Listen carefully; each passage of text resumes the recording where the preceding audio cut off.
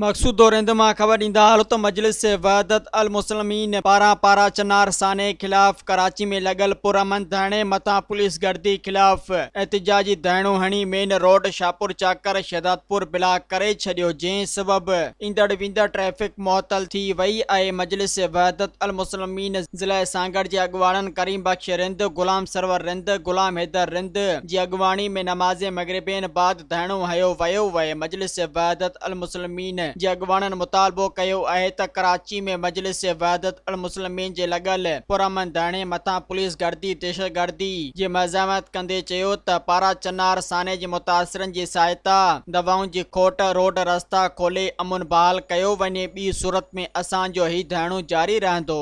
Subscribe कयो अवामी news HD खे ऐं ताज़ा तरीन ख़बरुनि लाइ ॾिसंदा रहो अवामी न्यूज़ HD।